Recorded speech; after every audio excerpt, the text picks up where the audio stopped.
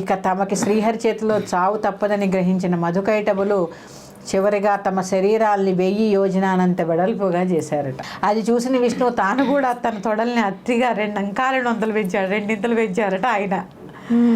ఇక చేసేదేం లేక వారిద్దరూ తమ ఇచ్చిన మాట ప్రకారం విష్ణుమూర్తి తొడల మీద తమ తలల్ని ఉంచారు. వెంటనే శంఖచక్ర గదాధరుడైనటువంటి శ్రీహరి తన సుదర్శన చక్రంతో వారి తలల్ని తెంచి సంహరించాడు. శ్రీహరి చేతిలో మరణించిన మధుకైటపులు మేధస్సు అంటే మేధ అంటే కొవ్వు సముద్రంలో పడి భూమిగా మారింది. భూమిగా మారింది.